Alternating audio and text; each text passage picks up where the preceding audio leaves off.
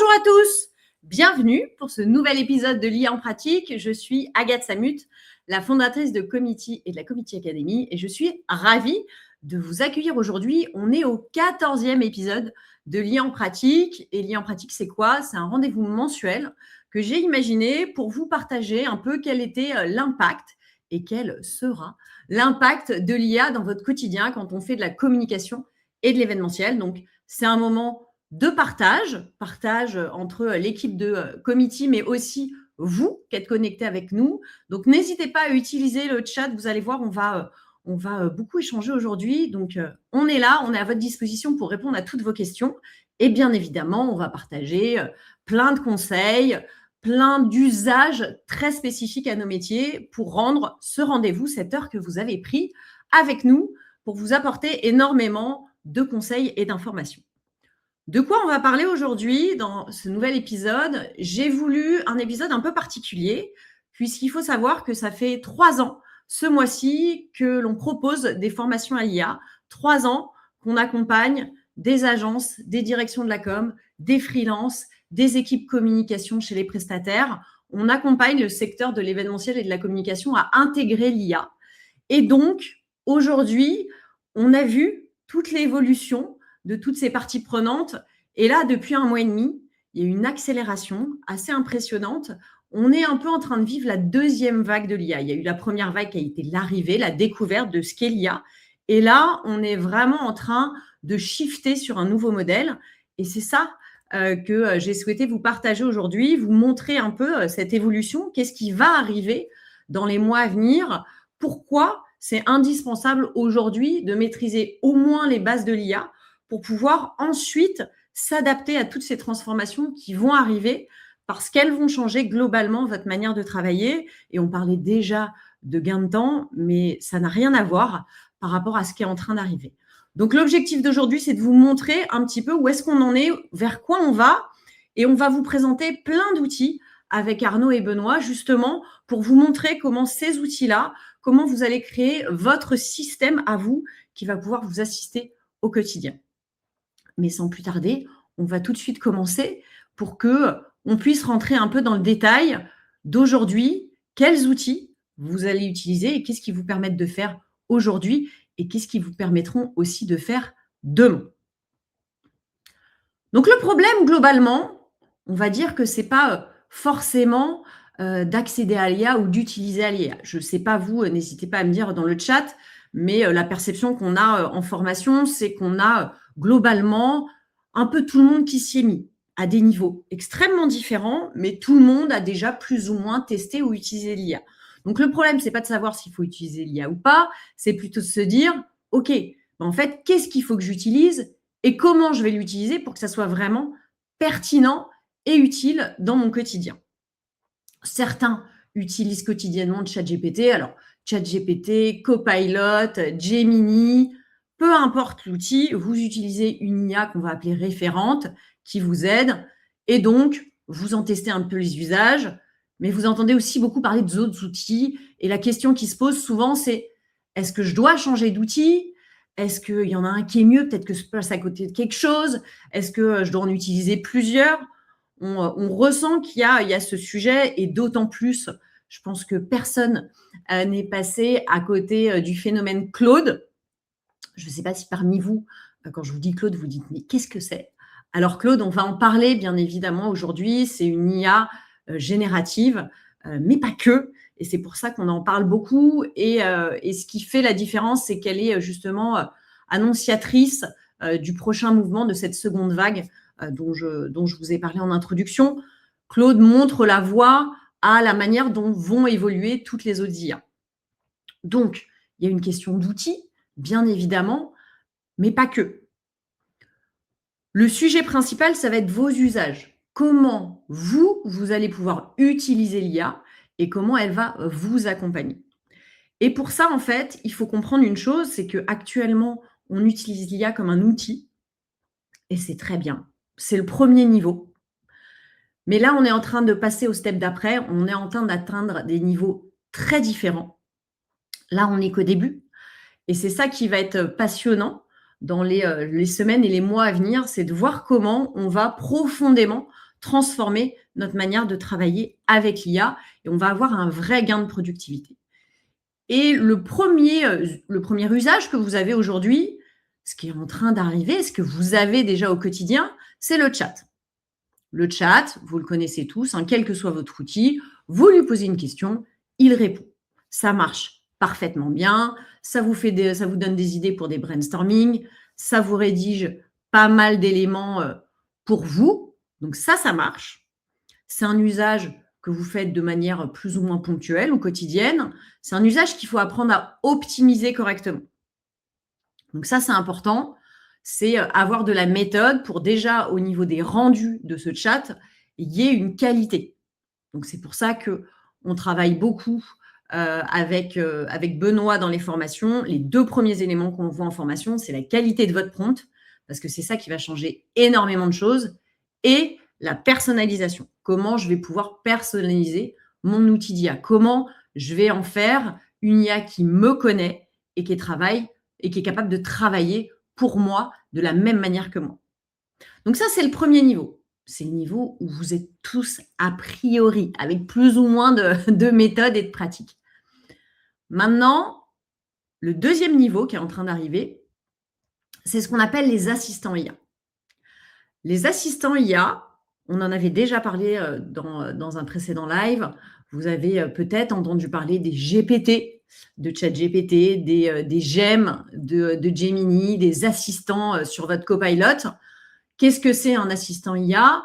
C'est en fait un assistant que vous allez briefer, vous allez lui donner des instructions spécifiques, vous allez l'entraîner sur une tâche et une fois qu'il sera suffisamment bien briefé, suffisamment bien entraîné, il va être capable de refaire toujours la même tâche de manière automatique. Donc l'avantage, c'est que vous entrez dans un usage plus pérenne, vous avez une meilleure cohérence dans tout ce qu'il va être capable de faire pour vous. Ça, c'est ce qui est possible aussi aujourd'hui. Nous, ce qu'on voit, c'est dans l'accompagnement aujourd'hui, certaines personnes qu'on a formées il y a 3 ans, elles ont créé leur GPT, leur GEM, elles ont déjà leurs outils. Et la création d'un assistant IA, ça demande du temps. Et donc, effectivement, on sait que le temps manque parfois. Donc ça, c'est un sujet sur lequel il y a un besoin d'avancer et de travailler. Typiquement, pour vous simplifier ça, nous, ce qu'on fait en formation, le premier module de formation, c'est le travail sur le chat, le prompt, la personnalisation. Le deuxième module de formation, on parle d'assistant IA parce que c'est le niveau d'après. Et le niveau suivant qui est en train d'arriver, et donc Claude est très annonciateur, c'est la question des agents IA. Des agents IA qui sont beaucoup plus autonomes, qui vont être capables d'enchaîner plusieurs tâches de manière autonome et potentiellement automatique. En fait, l'IA, vous allez lui déléguer des tâches et elle va exécuter de son côté. Elle a même plus besoin de votre présence. Elle sait ce qu'elle doit faire et comment elle doit faire. Pour vous expliquer un petit peu ça, je vous donne 2 exemples. L'assistant IA, donc on va appeler un peu le niveau 2, c'est un assistant personnalisé et parfaitement briefé. Donc vous lui dites, voici la manière dont tu dois rédiger mes comptes rendus de réunion. Par exemple, je te donne des instructions, je te donne des templates, je l'entraîne sur cette thématique-là. Et à chaque fois que j'ai une réunion, je vais lui dire, tiens, voilà, je te donne le transcript de ma réunion, fais-moi le compte rendu. Je n'ai pas besoin de lui réexpliquer comment elle doit travailler. Mon assistant a été briefé, il sait le faire. Et je peux lui dire, OK, une fois que tu m'as fait le compte rendu, je le valide, il est OK pour moi. Rédige-moi les mails personnalisés pour chaque participant à la réunion avec sa propre to-do list.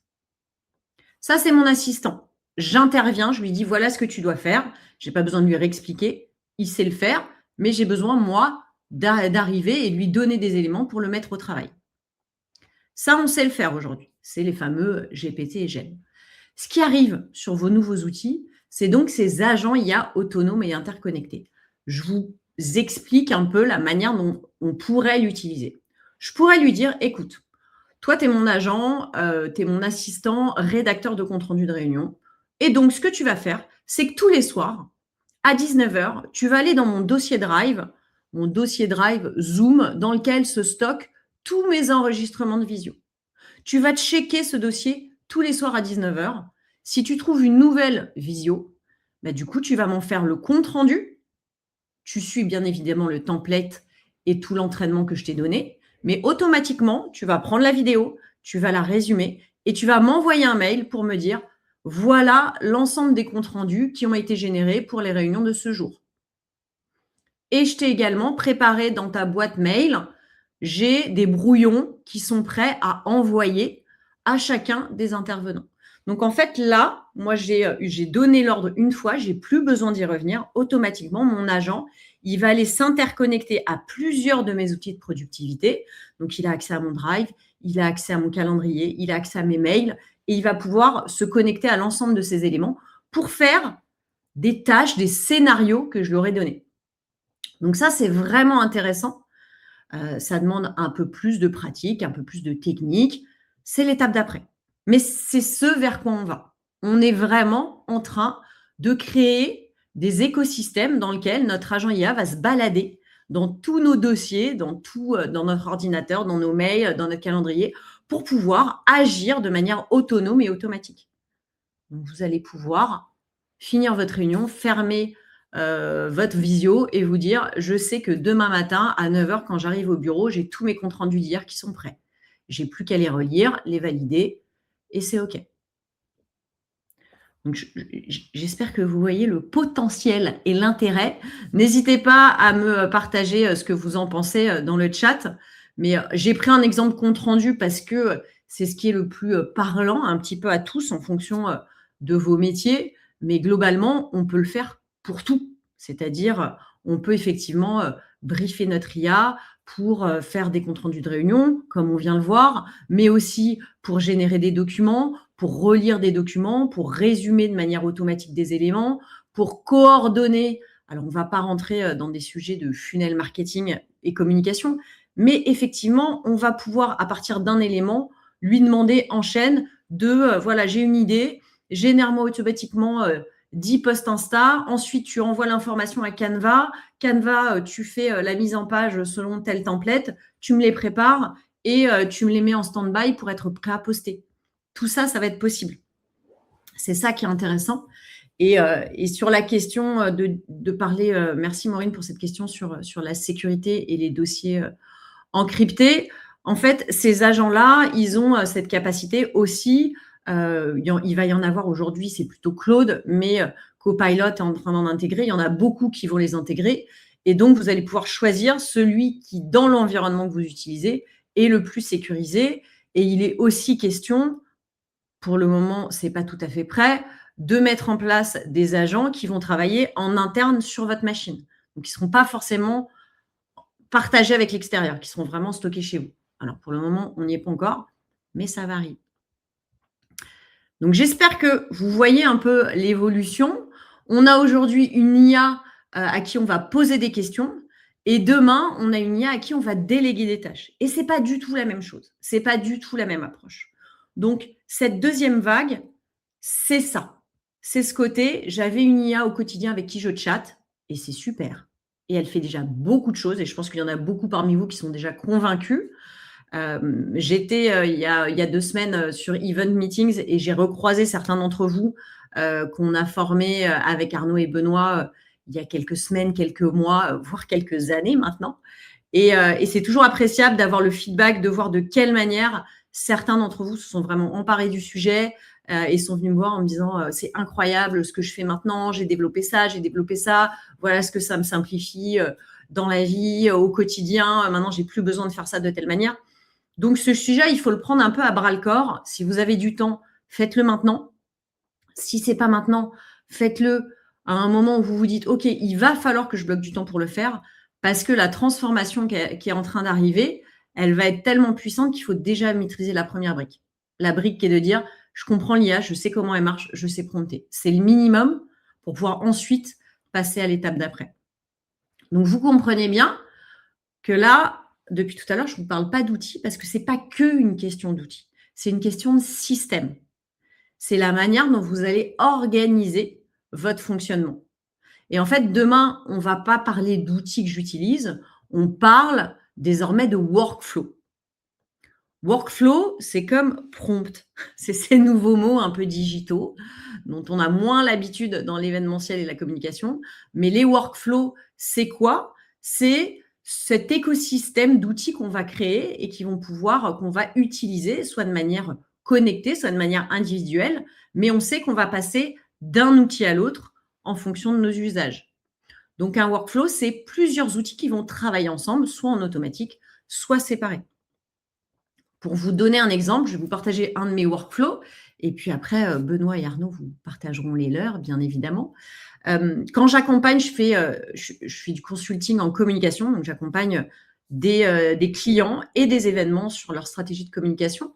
Et du coup, par exemple, je vais utiliser Claude pour toute la partie brainstorming, pour toute la partie conception de documents de base. Parce qu'en fait, une des clés d'IA, c'est nourrir son IA. Donc, on a besoin de beaucoup de documents formatés qui reprennent les idées clés. Et donc, j'aime bien utiliser Claude pour cette partie-là. Je vais brainstormer avec lui et à la fin de notre brainstorming, on va sortir des documents qui sont parfaitement formatés et qui vont servir de base de connaissances pour la suite des opérations. Donc, je vais travailler avec Claude sur un peu de brainstorming, création de documents. Majoritairement, je travaille avec ChatGPT parce que c'est cette IA aujourd'hui que j'ai formée, qui me connaît par cœur. Et donc, je vais l'utiliser pour itérer sur mes contenus. Je vais créer des projets, je vais créer des GPT. Donc, je vais vraiment utiliser son écosystème que je vais nourrir avec des documents que j'ai formatés avec Claude. Et à la fin de tout ça, pour présenter le projet à mon client et pour faire des documents de suivi, je vais utiliser Gamma, qui est une IA qui fait des slides et qui me permet automatiquement de générer mes présentations. Mais ces outils-là, on vous en parle juste après. Donc, c'est ça un workflow, c'est de se dire, OK, dans mon process créatif, mon process de production, quels sont les outils que j'utilise au quotidien et qui vont m'aider. Je ne sais pas si certains d'entre vous ont des workflows, n'hésitez pas à nous dire dans le chat, c'est intéressant, il n'y a pas que nous qui sommes là pour partager, on profite de ce moment d'être tous ensemble connectés pour aussi échanger dans le chat, donc n'hésitez pas à partager votre bonne pratique, qu'est-ce que vous faites, comment vous le faites, je suis sûre que c'est ultra riche pour tous ceux qui sont là et qui sont connectés, donc n'hésitez pas à partager. Et Alexa, on parle de Gamma juste après. On va répondre à ces questions de savoir à quoi ça sert et quel est l'intérêt. Donc, l'objectif, là, on va vous présenter des outils avec Benoît et Arnaud. L'idée, c'est pas de vous dire il faut prendre tous les outils. C'est vraiment que chacun puisse réfléchir, de se dire qu'est-ce que je fais dans mon quotidien, qu'est-ce qui marche le mieux, qu'est-ce qui marche le moins bien, qu'est-ce qui a vraiment un impact. La question à vous poser, c'est quel est l'impact pour vous au quotidien. Pour moi, c'est le seul filtre qui est intéressant. Je me pose la question de qu'est-ce que ça m'apporte vraiment.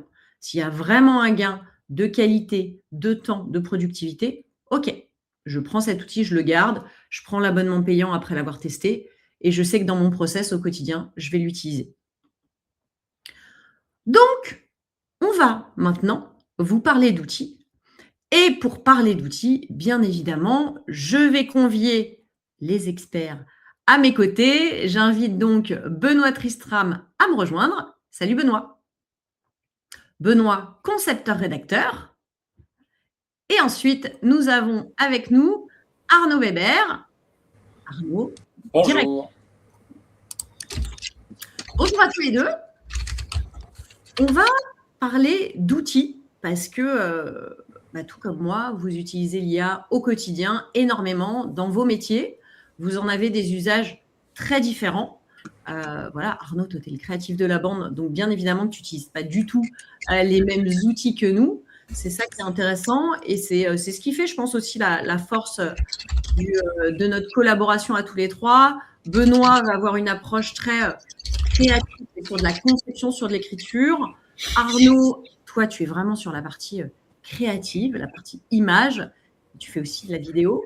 Et moi, j'apporte mon ancienne casquette de production, gestion de projet, communication. Donc, on est tous les trois utilisateurs de ces IA. Donc, on est là pour vous partager un petit peu nos bonnes pratiques. Et on a décidé de vous présenter les IA en 3 grandes familles.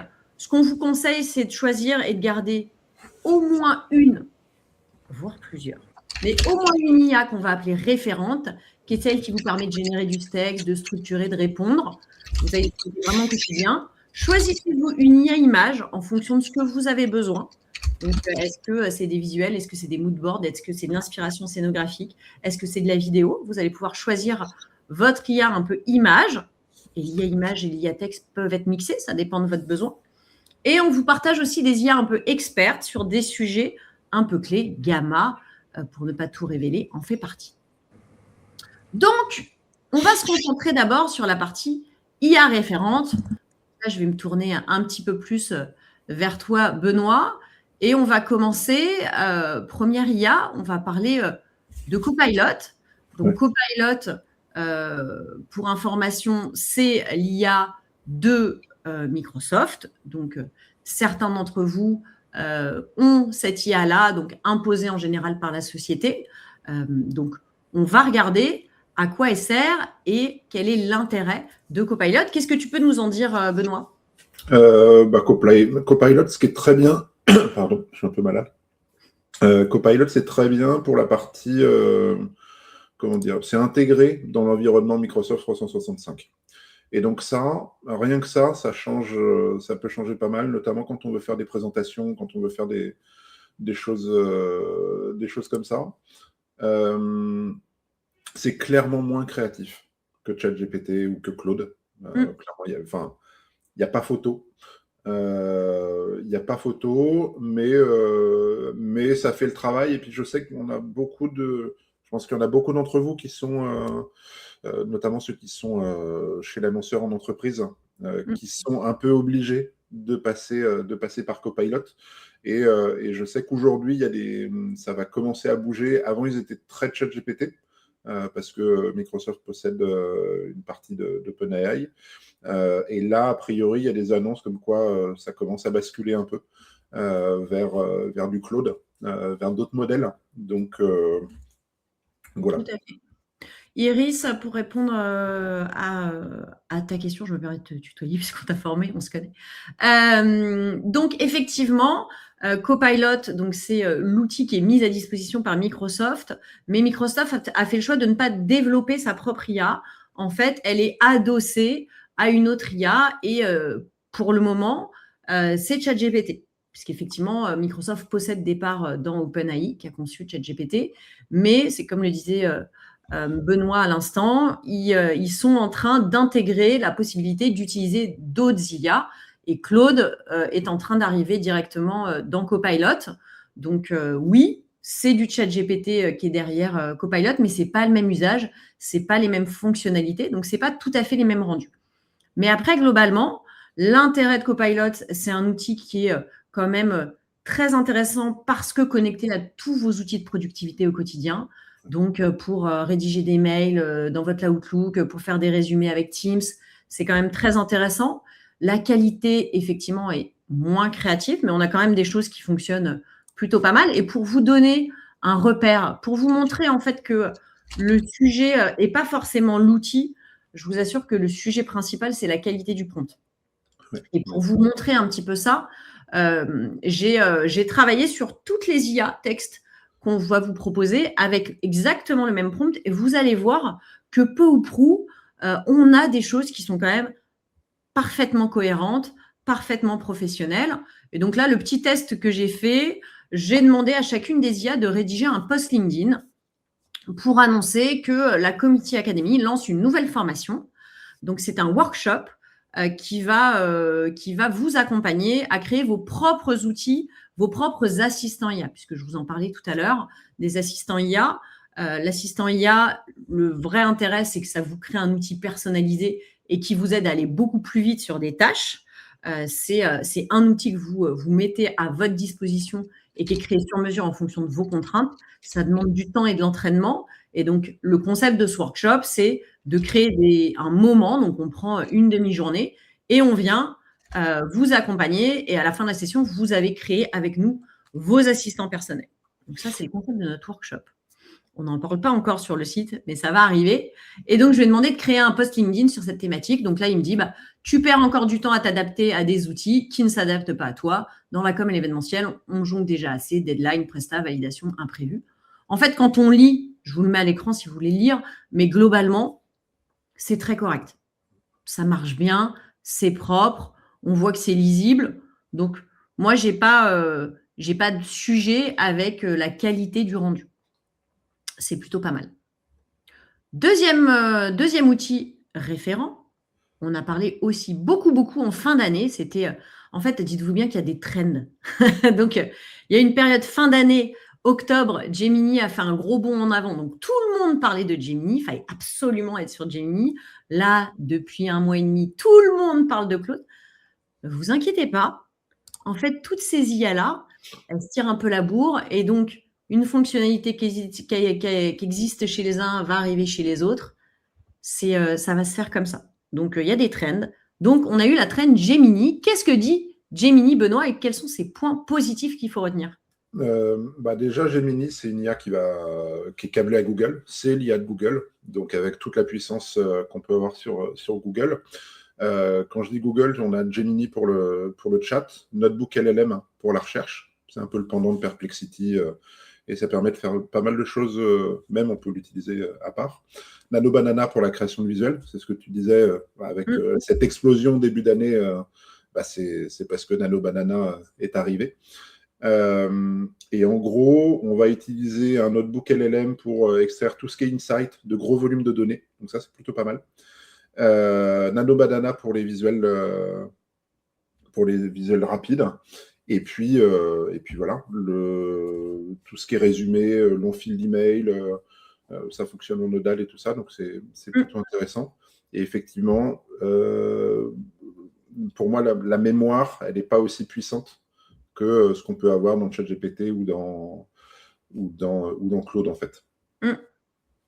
En fait, le gros point positif de Gemini, parce que l'idée, c'est de vous montrer un peu quels sont les avantages des uns versus des autres. La grosse force de Gemini, donc c'est son intégration à Google, la maison Google avec YouTube et autres, ce qui permet d'avoir ce qu'on appelle du multimodal. Donc, je peux générer du texte, je peux générer des images, je peux générer de la vidéo, et l'outil peut lire de la vidéo. Donc, par exemple, vous pouvez lui donner jusqu'à 1 heure de vidéo et il est capable de vous lire la vidéo. Donc, vidéo, ça peut être un replay, un transcript, ce que vous voulez, enfin une réunion.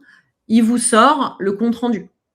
Et il peut même vous résumer, par exemple, une vidéo YouTube. Vous mettez un lien YouTube dans Gemini, il va être capable d'analyser la vidéo et de vous en faire un résumé. Les autres ne sont pas capables de faire ça. C'est une utilisation que j'ai beaucoup parce que clairement, c'est du temps gagné sur des vidéos de podcast d'1 heure, 1h30, 2 heures. On va résumer-moi cette vidéo. L'invite de commande, il n'y a pas besoin de faire très compliqué. Et après, on peut travailler à partir de ça. Tout à fait. Et je me permets de répondre à Sophie.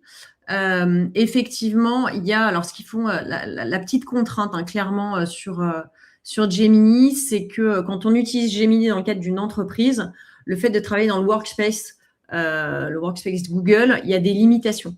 Le fait de ne pas pouvoir supprimer ses conversations dans son historique, ça fait partie des contraintes liées au workspace. Le fait de ne pas pouvoir accéder à certaines fonctionnalités, certains paramètres, c'est les contraintes du workspace. Donc effectivement, moi, je l'utilise, mais il y a certains éléments sur lesquels, et je suis assez d'accord avec Sophie, c'est pas super pratique de ne pas pouvoir supprimer ces conversations.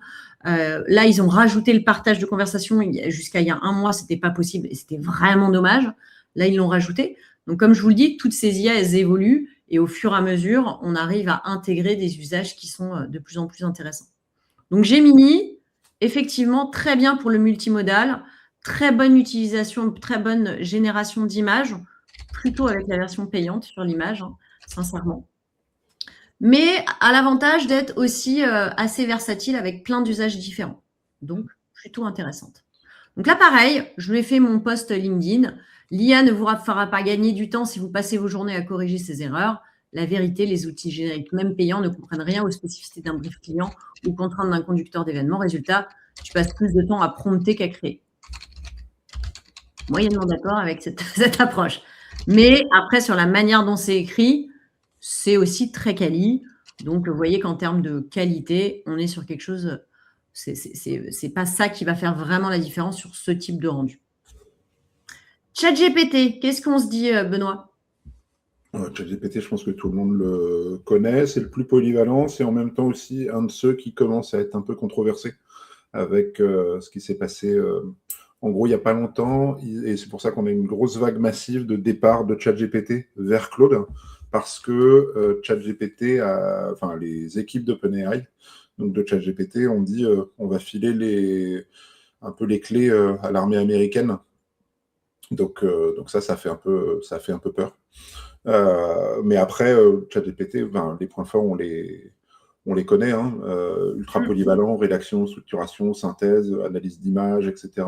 Il est un peu meilleur. On est moins limité par le volume de tokens, comme on peut l'avoir avec un Claude, par exemple, qui peut nous limiter assez rapidement. Par contre, on peut, si on prompte pas bien, on risque d'avoir des réponses un peu trop génériques. Et donc ça, c'est le danger. Mmh. Voilà. Et tout ce qui est son vidéo par rapport à un Gemini, par exemple, on va pas avoir ces éléments-là, ou alors sur des versions très très courtes. Donc on va avoir du mal à travailler avec ça. Donc voilà. Donc on a, c'est effectivement, hein, l'outil, que moi personnellement j'utilise, vraiment au quotidien avec, le gros intérêt d'avoir, tout un écosystème assez riche. Donc avec, les assistants, les GPT, avec aujourd'hui, là, ils ont créé, des connecteurs, donc on peut connecter son agenda, on peut connecter ses mails, on peut vraiment commencer à, faire entrer, son ChatGPT pour qu'il nous aide, un peu plus spécifiquement. Moi, je trouve que ce qui manque un peu aujourd'hui à ChatGPT, mais à voir comment ça va évoluer et qu'on va trouver chez un Claude, par exemple, c'est toute la partie mise en forme des documents. Certains d'entre vous l'ont testé. Quand je demande à ChatGPT de me faire une présentation PowerPoint, il va me sortir un carré blanc avec du texte noir. Alors, effectivement, c'est des slides PowerPoint. Je peux les mettre dans mon masque. Ça marche. Mais je n'ai pas une presse en tant que telle. Quand il va me sortir un Excel, j'ai un Excel, mais je n'ai pas spécialement de mise en forme. Je n'ai pas les sommes. Enfin voilà, il y a quelques limitations en termes de génération de documents. On arrive quand même à sortir des choses. Il est capable de sortir du Word, mais pareil, il n'y a pas de mise en forme. Ce n'est pas ingérable, mais c'est dommage parce que maintenant, on commence à être un peu plus. On demande un peu plus, on attend toujours plus. Donc, moi perso, j'aimerais bien que ChatGPT fasse de jolis documents téléchargeables. Mais on a quand même un outil qui est ultra polyvalent, qu'on peut vraiment entraîner, qu'on peut commencer à automatiser. C'est l'outil qui a un peu tiré le marché vers l'avant depuis 3 ans. Là, il est un peu rattrapé de temps en temps là, il y a eu Gemini, là, il a été rattrapé un peu par Claude. Bon, ils ont annoncé avant-hier qu'ils avaient fait, je crois, 100 milliards de levée de fonds. Donc, je crois que voilà, l'avancée technologique va continuer. On n'a pas trop à s'inquiéter sur la pérennité d'un ChatGPT a priori. Donc, ça vaut le coup de continuer à travailler avec. Là, un exemple du post LinkedIn qui m'a fait, tu passes plus de temps à adapter les outils qu'à faire ton vrai métier. Template rigide, outils magiques qui ne comprennent pas tes enjeux et au final, toujours autant de bricolage. Le problème, ce n'est pas l'IA, c'est que tu utilises des outils pensés pour tout le monde, sauf pour toi et si tu crées les tiens. Pas mal. Intéressant. Ouais. Après, on voit qu'il y a de l'IA derrière, le imagine 2 points. Oui. C'est très Il faut adapter. Hein. Il faut effectivement cleaner ce côté trop IA si on ne veut pas tomber dans le post-IA que plus personne n'a envie de voir au bout d'un moment. On n'en peut plus. Mais ça fait quand même une base intéressante. Qu'est-ce qu'on pense de Claude ? On en pense beaucoup de bien. En vrai, aujourd'hui, effectivement, il y a un vrai gap. C'est ce que j'ai échangé avec Régis là dans le chat. Il y a une notion de persistance entre les conversations. C'est-à-dire que Claude a une mémoire, et cette mémoire, on peut avoir de la persistance entre les conversations. Ça veut dire que Claude va aller chercher dans les conversations qu'on a pu avoir les éléments. Donc ça, c'est hyper intéressant. Et pour le coup, il y a des outils, notamment un Claude Code, qui permettent de coder de manière assez facile et intuitive et de développer ses propres outils. Pas juste un GPT, mais vraiment ses propres outils, ses propres petits logiciels ou autres. Je vous donne un exemple. J'avais besoin de récupérer l'intégralité des posts LinkedIn de mon compte en un claquement de doigts ou presque, sans y passer des heures. Et ce que j'ai fait, c'est que j'ai échangé avec Claude Code, et ça m'a codé un plugin comme un plugin Chrome. Et en fait, je vais sur le site internet, enfin sur mon profil, et je clique sur le plugin et ça me télécharge l'intégralité des posts. En fait, ça balaye pour moi l'intégralité des posts. J'ai eu quelqu'un, je lisais qu'il a organisé il s'est monté un outil pour savoir où en était son vol quand il y avait des problématiques de vol à Dubaï. Et donc, il s'est monté un outil pour identifier où étaient les vols, qu'est-ce qui était annulé exactement, et tout ça en temps réel. Et il l'a prompté en, je sais pas, une demi-heure, c'est ce qu'il racontait. Donc, c'est un outil qui est très bon sur l'analyse de données. Alors, il est un peu long, hein, objectivement, par rapport à d'autres, sur sa capacité de rendu. Mais derrière, c'est plutôt très bien en termes de qualité. Donc, grosse qualité d'analyse et de génération de documents mis en page. Et ça, c'est assez impressionnant quand même pour nous qui faisons beaucoup de choses. On a quand même cet intérêt. Je peux vous montrer, juste pour vous montrer la puissance du chat, parce que vous allez voir que Claude n'est pas juste un chat, mais juste pour vous donner une petite idée, je vous partage mon écran. J'ai demandé à Claude, alors juste, c'était un test, hein, mais il n'y a pas d'éléments, mais je voulais vous montrer juste visuellement ce que ça peut donner. Je lui ai dit, agis comme un directeur de production d'événements corporate, crée-moi une trame de budget Excel pour un événement de type séminaire de 200 personnes. Alors, bien évidemment, cette trame, ce n'est pas exactement celle que vous avez. Il peut s'adapter, mais c'est pour vous montrer globalement à quoi ça ressemble. Vous avez donc Claude qui m'a sorti ici, vous pouvez le voir, un Excel, un téléchargeable, dans lequel j'ai de la mise en page, j'ai de la mise en forme, j'ai des formules de calcul. Donc là, lui est parti du principe de dire budget prévu, dépenses réelles, écart, pourcentage d'écart, pourcentage du budget global, statut. Donc j'ai un suivi de mes éléments. J'ai des indicateurs, des KPI, budget total prévu, coût par participant, taux d'engagement du budget, budget total réel. Et là, vous voyez que j'ai des onglets. Donc ça, c'est mon tableau de bord. Derrière, j'ai un budget détaillé. Donc avec toutes les colonnes, toutes les sommes qui vont bien.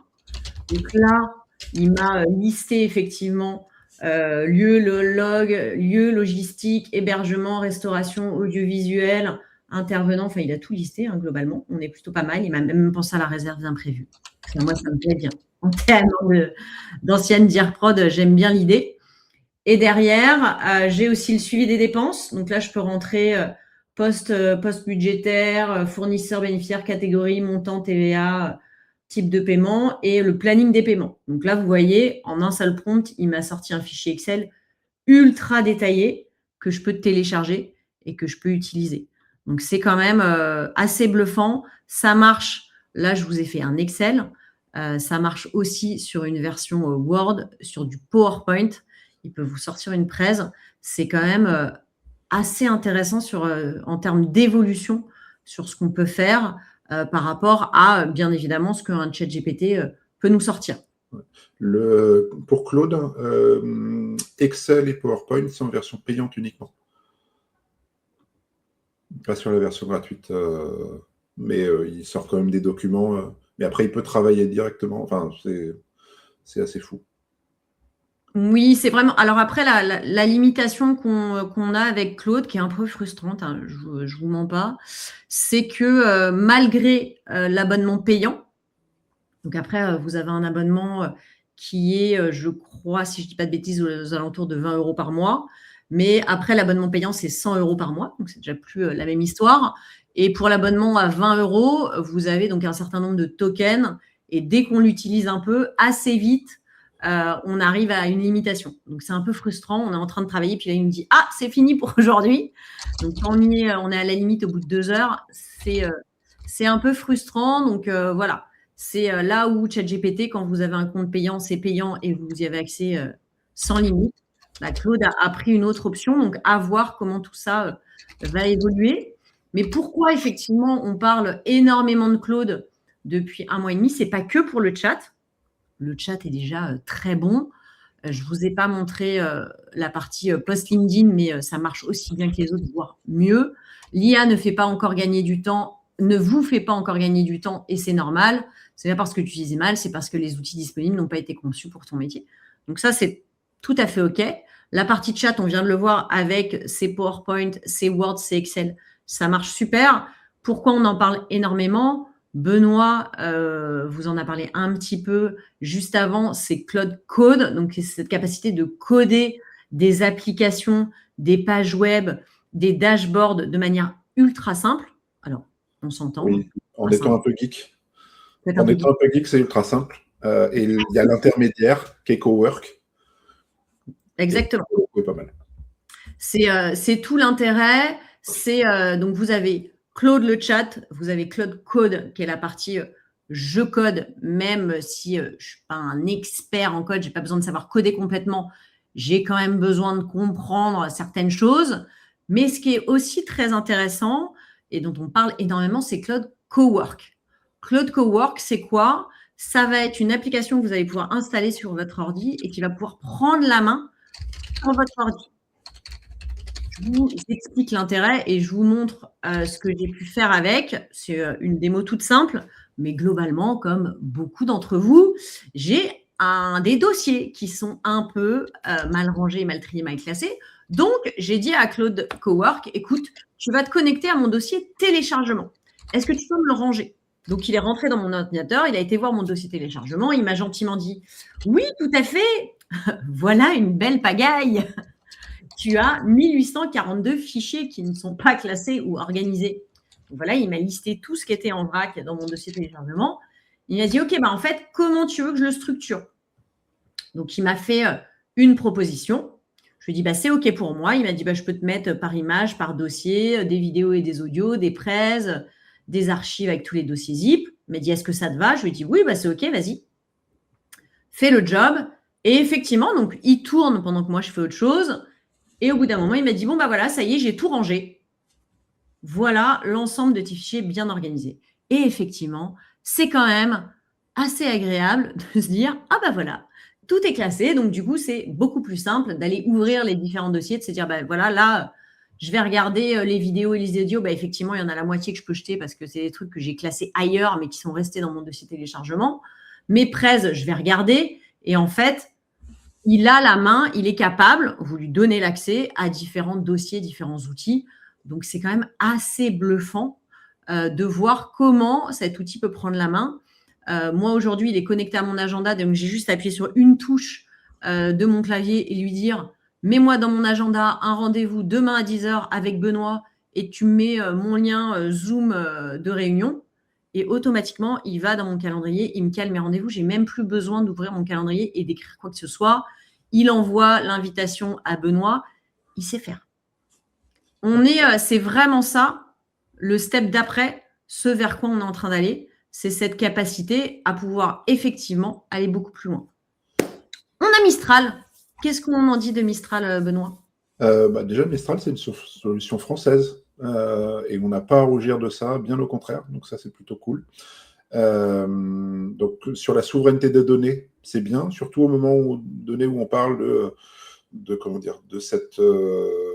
fait qu'on soit un peu trop attaché à Microsoft, aux environnements Google, etc. C'est plutôt très bien pour les entreprises. Pour les particuliers, pour des solos, etc., c'est un peu moins bien. Voilà. C'est moins, effectivement, c'est un peu moins user-friendly, comme on l'a mis, qu'un ChatGPT ou qu'un Claude. Il y a un peu moins d'outils et autres, mais ça fait le job. Et donc, en fait, derrière, pour moi, c'est vraiment des choix de souveraineté, à qui on a envie de donner nos données, concrètement. Tout à fait. Donc, on a notre ami Mistral qui m'a fait mon post LinkedIn, qui est très correct aussi. Le paradoxe de l'ère numérique. Vous avez 1000 solutions, mais aucune ne colle vraiment à vos enjeux métiers. Très bien. Ouais. On a voulu quand même inclure dans la sélection Grok, qui est du coup l'IA de notre ami Elon Musk. Donc, perso, je ne suis pas une grande fan, mais il y a quand même un intérêt. Est-ce que tu peux nous dire lequel, Benoît? Ouais, concrètement, ce qui est bien, c'est que ça permet de surveiller du buzz autour d'un thème, autour du thème d'un événement, parce que Grok connecté directement à Twitter, après avec la qualité de Twitter, hein. Mais ça peut permettre, moi par exemple, je peux l'utiliser de temps en temps. C'est pas que dans mes trucs, mais l'identifier les tensions culturelles sur un angle créatif que je peux avoir. Je peux aller regarder sur de la veille. Enfin, c'est un complément de veille sur des événements concurrents, etc. Ou si j'ai besoin d'avoir des événements très social media, c'est pas mal. Donc, en gros, extraire les sujets, tendances d'un secteur avant de définir le thème sur des recos ou autres, pour le coup, c'est une des utilisations que je vais pouvoir avoir et suivre. Enfin, voilà. Après, clairement, il y a des limites. Je pense que vous avez tous dû voir les demandes faites, les demandes de photos et de remplacements en bikini et autres. Ça, on est bien d'accord que c'est très, très limite.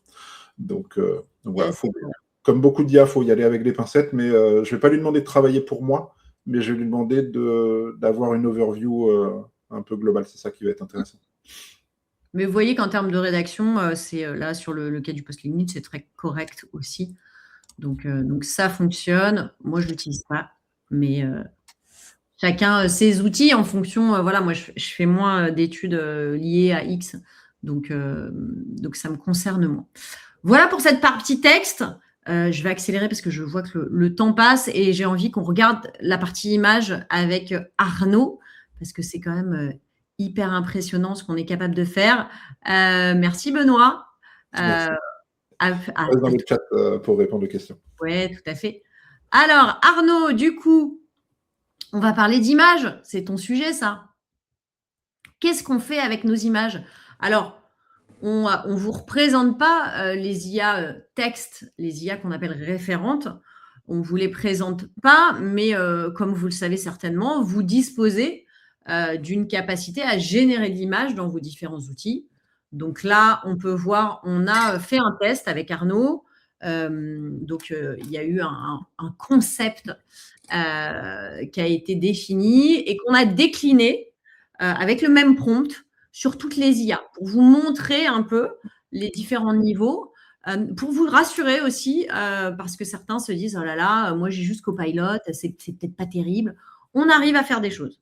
Donc, vous voyez, là, c'est le même prompt sur un ChatGPT, sur un Gemini et sur un Copilot. On a 3 images qui sont cohérentes. Je pense que tu es d'accord avec moi, Arnaud? Oui, assez cohérentes, j'ai envie de dire, avec chacune ses forces et ses faiblesses. Donc, déjà, vous pouvez, en fonction du niveau d'attente que vous avez, utiliser vos IA images. Alors, je vais quand même faire un warning sur la question du prompt et de la qualité du prompt, parce que prompter un texte et prompter une image, ça n'a rien à voir. Et là, si on a des visuels comme ça, c'est aussi parce que derrière, c'est Arnaud qui a partagé le prompt. Donc, on a quand même de la qualité et ça va chercher le bon potentiel de l'outil parce que derrière, on sait bien le briefer. Donc là, on a 3 images qui sont cohérentes. Et toi, ton outil de prédilection aujourd'hui, Arnaud, c'est Midjourney. Alors, mon outil de prédilection, c'est Midjourney parce que je suis un créatif. Donc, effectivement, ça dépend en fonction de l'usage qu'on en a. On va choisir telle ou telle IA ou choisir de travailler avec 2 ou 3 IA en même temps. Ce qui paraît assez compliqué, mais en réalité très très simple. Il y a des techniques comme ça, c'est-à-dire inventer ces petits process en fonction de notre métier, de nos objectifs. Et c'est ce que j'aime apprendre à mes apprenants, justement. C'est plutôt avoir cette agilité d'esprit de se dire, tiens, pour tel ou tel type de visuel, je vais plutôt utiliser telle ou telle IA ou faire travailler telle ou telle IA en même temps. Voilà. Ce qui est assez simple en réalité. Exactement. La limite de Midjourney, donc de très beaux rendus, ça c'est le point fort, vraiment qualité photographique assez poussée en termes de capacité créative. La limite, c'est effectivement capacité d'édition.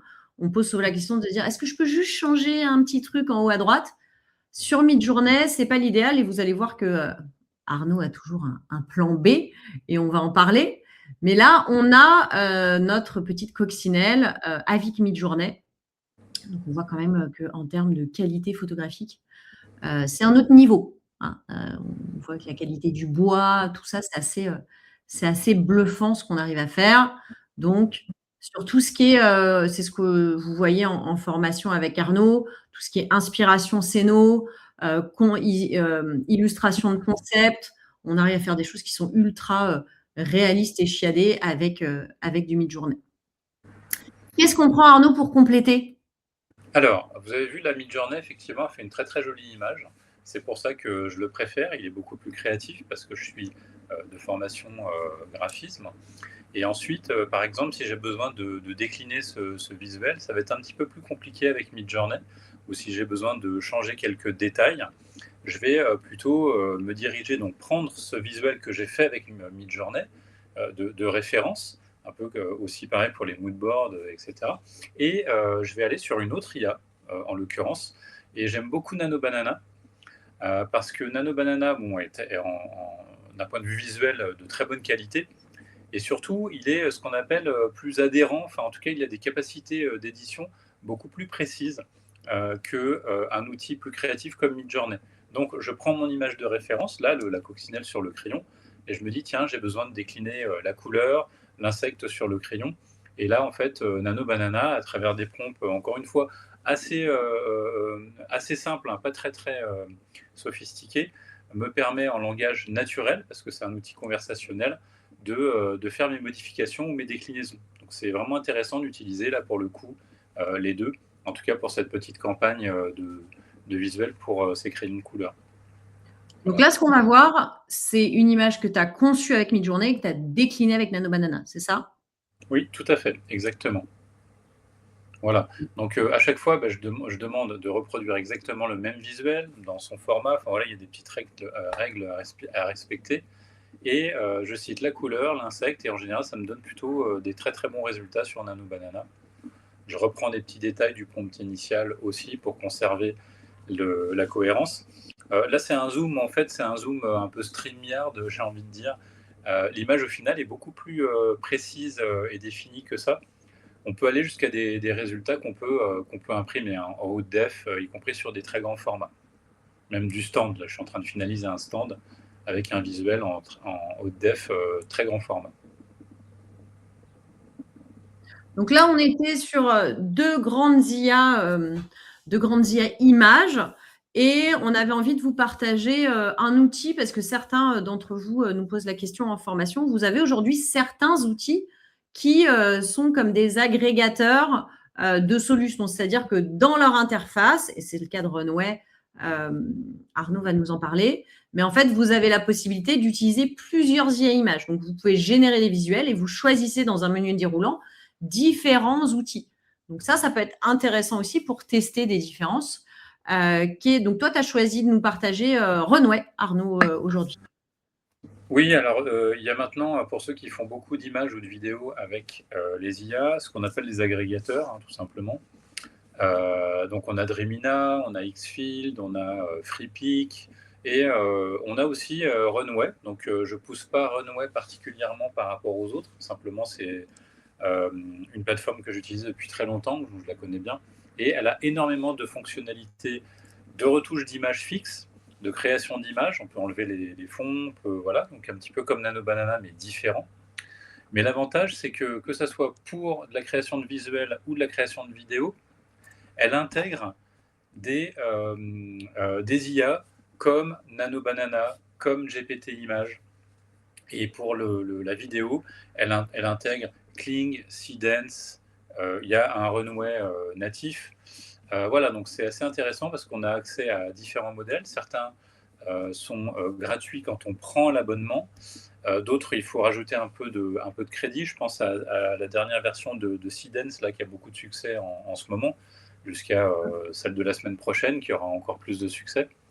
Voilà, donc c'est intéressant aussi de éventuellement tout centraliser vers une seule et même plateforme quand on a beaucoup de visuels à faire, en fait. Là, je parle plutôt pour les agences de communication, enfin, orienté vraiment très, très visuel. Après, ça dépend encore une fois des usages. Il faut savoir dimensionner, en fait, nos outils par rapport à nos usages, tout simplement. On a, c'est ce que tu me partageais pendant qu'on était en train de préparer ce live, c'est que quoi qu'il arrive, tous ces outils-là sont en permanence en train d'évoluer. On attend la nouvelle version de Midjourney qui devrait plus trop tarder, a priori. ChatGPT aussi va faire des annonces sur la partie image. Donc, en fait, tous évoluent en permanence. Donc, que ce soit les images, la partie IA image, IA texte. Voilà, c'est un mouvement permanent. C'est aussi pour ça qu'on fait ces lives liés en pratique, c'est de vous permettre de vous tenir au courant de tout ce qui est en train de se passer globalement. Mais ça va aller au fur et à mesure à ajouter des fonctionnalités, à s'améliorer sur certains points, à se courir un peu les uns après les autres. Donc, on a plein de possibilités. L'idée, c'est de tester, de voir quels sont vos besoins et ensuite de tester et dans la mesure du possible, de le faire avec méthode pour arriver à correctement vous faire assister par l'IA. Donc, toi, ton workflow créatif, pour résumer, Arnaud, c'est quoi dans ton quotidien? Alors, juste avant ça, j'aimerais répondre à une question. Est-ce que NanoBanana est pour vous l'IA la plus adaptée pour créer des images en grand format? Alors, NanoBanana ou Midjourney ou les autres ne créent pas des images en grand format. En revanche, on va prendre telle ou telle IA en fonction du type de visuel qu'on a envie de créer. Et ensuite, on va utiliser une autre IA pour ce qu'on appelle upscaler nos visuels, c'est-à-dire les agrandir, rajouter du pixel intelligent, puisque ce sont des IA qui interprètent le visuel et donc qui rajoutent des détails et du pixel, mais pas simplement en faisant de l'interpolation de pixels. Donc tout ça, on voit ça en formation. Alors, par rapport à ta question, Agathe, mon workflow créatif, en réalité, j'ai plein de workflows en fonction des demandes. Et en général, quand on me briefe sur un projet, je dis d'abord, bon, moi, je vais tester et je reviens vers vous ensuite pour savoir si oui ou non c'est faisable et comment c'est faisable. Mais en général, j'utilise souvent un LLM, type ChatGPT, Gemini, Claude, pour la conception, hein, pour le storytelling, pour m'aider à rédiger des prompts, pourquoi pas, sachant qu'évidemment, il faut toujours se relire. Et ensuite, je vais faire mes tests dans Midjourney ou NanoBanana directement, si c'est des visuels plutôt simples et plutôt réalistes, sans avoir besoin d'une direction artistique poussée. Donc, on peut dire que d'abord, c'est l'itération créative sur un outil d'IA conversationnel. Ensuite, c'est un autre type de langage avec une IA comme Midjourney pour de la création pure d'images. Et ensuite, effectivement, un peu de soit déclinaison ou modifier des détails avec un outil comme NanoBanana, par exemple. C'est typiquement le workshop que tu travailles en formation et qui est, moi, je trouve le plus intéressant parce qu'il permet, sur la chaîne créative qu'on peut avoir en événement ou en communication, d'être vraiment dans la création très concrète de contenu adapté à notre métier. Donc, c'est les outils qu'on voit en formation qui peuvent être amenés à évoluer en fonction de ce qui va sortir. Mais l'idée, c'est de voir comment que ça soit dans du texte ou en image, on arrive effectivement à avoir des outils adaptés. Je me doutais bien, on a beaucoup de choses à vous partager aujourd'hui. Pour ceux qui peuvent, je vous prends encore 5-10 minutes maxi. Les outils experts qu'on avait envie de vous partager aujourd'hui, Perplexity, on en a parlé un petit peu, Benoît, on a parlé en intro. Perplexity, c'est pas une IA générative, enfin moins générative classique que d'autres. Perplexity, sa vraie force, c'est que c'est une IA qui a été conçue pour naviguer sur le net. Donc, en fait, c'est une très bonne IA pour les recherches en temps réel avec des sources citées et vérifiées. C'est une IA qui, du coup, est moins créative que d'autres. Effectivement, elle ne va pas forcément vous sortir des concepts, du storytelling et autres. Mais pour toutes vos recherches sur Internet, vous aurez des meilleurs résultats si vous cherchez des lieux, si vous cherchez des speakers. Testez avec Perplexity, il y a un accès gratuit. Vous aurez de meilleurs résultats qu'avec un Claude ou un ChatGPT, par exemple. Et là, toutes les ressources sont bien sourcées, sont indiquées. Donc, vous pouvez vérifier toutes les informations qui sont proposées. Donc, moi, je vous conseille, sur la partie recherche Internet, testez Perplexity. Très bien. Deuxième IA complémentaire et intéressante à connaître, c'est Gamma. Gamma, c'est une IA qui génère des présentations. Donc ça, c'est une alternative incroyable à votre PowerPoint puisque Gamma a l'avantage de générer le texte, la mise en forme, les images. Donc en fait, vous copiez soit le texte que vous avez pré-rédigé ou juste un élément spécifique de votre prompt, vous expliquez quel est le sujet de la presse et Gamma va être capable de rédiger la presse, de la mettre en forme et à la fin, vous exportez un PowerPoint ou un PDF. Donc, c'est ultra puissant et ça va très, très vite. Et la dernière IA qu'on avait envie de vous partager, c'était Notebook LM. Alors, c'est très spécifique, Notebook LM, puisqu'en fait, le concept de Notebook, c'est que c'est une IA qui n'a pas forcément de cerveau avec des informations qui ont été choisies et sélectionnées par le créateur de l'IA. En fait, cette IA va se baser sur les informations que vous lui donnez. Donc, vous lui donnez des documents et à chaque fois qu'elle vous répondra, elle ira chercher uniquement dans vos documents. Donc, ça permet d'avoir des réponses qui sont toujours parfaites. Il y a zéro hallucination. C'est toujours fiable puisque l'IA ne va chercher que dans les documents que vous lui avez donnés. Donc, par exemple, c'est utilisé par des professions réglementées. Donc, je vais aller mettre mon code du travail dans Notebook LM et je vais lui poser des questions. Il n'ira que chercher dans le code du travail que je vais télécharger. Il ne va pas inventer des choses. Donc, c'est un usage qui est moins adapté, par exemple, pour nous qui faisons des concepts événementiels. Mais par contre, si vous avez des prérogatives spécifiques, des guidelines à respecter, une charte graphique, des choses un peu carrées avec des briefs ultra précis, vous pouvez le mettre dans Notebook et lui dire, voilà, j'ai besoin de faire ça ou j'ai créé ça. Peux-tu vérifier que c'est OK par rapport aux guidelines que je t'ai donné? Ça peut être un exemple d'usage. Donc, c'est plutôt bien. Elodie, est-ce que Gamma fonctionne bien pour générer des presse en version gratuite? Oui, dans la version gratuite, la seule limite, c'est le nombre de slides qui va être généré. Mais c'est quand même assez intéressant en termes de rendu. Donc là, ce qu'on avait envie de vous partager avec Arnaud et Benoît, que je vais inviter à me rejoindre, effectivement, ne vous dites pas il me faut un seul outil et j'arrête tout. L'idée, c'est de trouver le bon concept. Vous n'êtes pas obligé d'en avoir 42, mais typiquement, vous avez bien PowerPoint, Excel et Word. Vous ne faites pas vos presse avec Excel. Non, parce que ça ne fonctionne pas comme ça. Là, c'est pareil. Dites-vous, essayez de trouver le bon fonctionnement pour vous. Un seul outil, c'est peut-être trop limité. Testez. Ne changez pas d'outil à chaque fois qu'il y a une trend, parce que ça, c'est une perte de temps totale. Attendez de voir. Moi, je suis persuadée qu'il y a des choses dans Claude qui vont sortir très prochainement dans ChatGPT. Donc, il faut regarder au fur et à mesure, trouver votre outil de référence qui est votre base, briefez-le, entraînez-le, et puis après, vous pourrez aller prendre ce qu'il y a de meilleur chez les autres avec des éléments un peu spécifiques. Parce que si on passe son temps à tester plein de choses, au final, ça sera pas un rendu optimal.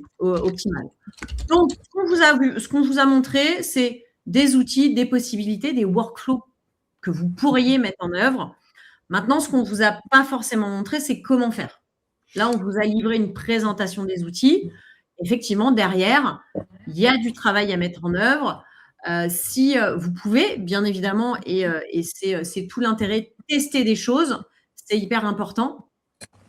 Il faut aussi, nous, c'est ce qu'on fait au quotidien, ce qu'on apporte, c'est de la méthode, c'est de l'accompagnement pour vous aider à structurer et à progresser. Je vois Michel Rivet qui commente. On a déjà formé l'équipe de Michel. Il reste encore des étapes pour que, on parlait, on a fait le premier niveau. La question, c'est deuxième niveau, comment je fais des assistants, comment je crée mes propres process. Tout cet accompagnement-là, il est là pour vous aider à progresser. Donc, si aujourd'hui, vous n'êtes pas encore au moins dans la première étape, vous maîtrisez l'IA, vous savez prompter, vous savez personnaliser, il faut vous y mettre très sérieusement. Parce que clairement, dans 6 mois, vous aurez des gens dans notre métier qui auront des assistants et ceux qui continueront à faire à la main seront très vite dépassés. Parce que là, il y a une accélération qui se fait qui est assez dingue. Nous, depuis 3 ans, on accompagne, on voit les choses évoluer et voilà, c'était plutôt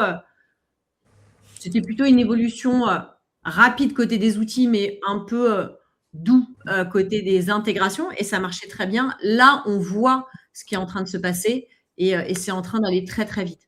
Donc, n'hésitez pas à prendre un peu le taureau par les cornes et de vous dire, OK, il faut que j'avance. Si vous n'avez pas beaucoup de temps, le premier module de formation, c'est une demi-journée. Donc, techniquement, voilà, ça permet de s'y mettre. Et au fur et à mesure, vous pouvez rajouter des modules parce qu'on vous partage une méthode, des cas concrets, des outils, comment on fait. Sachez qu'on a des sessions de formation tous les mois. Donc là, je vous mets les dates de mai. Il y a des dates en mai, il y a des dates en juin. Il y a début juillet, on fait une session un peu accélérée pour ceux qui veulent faire ça avant les vacances. Donc, on a un programme assez complet. N'hésitez pas, je vous ai partagé le catalogue si vous voulez regarder un peu les formations, les dates et avoir un devis pour savoir un peu comment vous vous positionnez. Sachez qu'on vous fait une remise pour toutes les formations qui commencent au mois de mai. Si ça vous intéresse, on fait une remise actuellement parce qu'on a envie que vous y mettiez et c'est important de s'y mettre maintenant pour préparer la suite. Très clairement, la fin d'année va être assez folle d'un point de vue IA et d'un point de vue accélération. Et si vous voulez qu'on accompagne votre équipe, si vous voulez que l'équipe arrête de bricoler chacun de son côté, qu'il y ait de la structure, qu'ils comprennent vraiment l'intérêt et l'impact et qu'on mette en place justement pour rester dans cette course, dans cette évolution rapide, vous avez dans le chat, je vous ai mis mon lien Calendly également.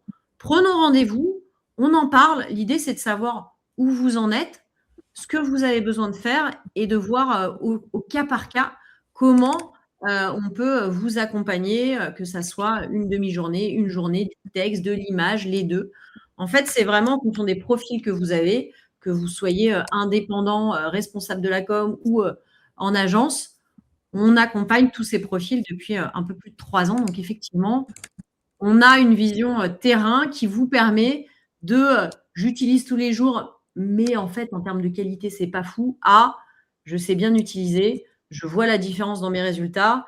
Et derrière, je vais pouvoir commencer à parler un peu d'automatisation, je vais pouvoir commencer à faire mes assistants, je vais me créer mes propres outils. Et l'idée, c'est de pouvoir comme ça accompagner cette évolution tous ensemble, parce que c'est ce qui change globalement l'usage et votre quotidien. Là, on commence à voir des choses qui sont assez folles.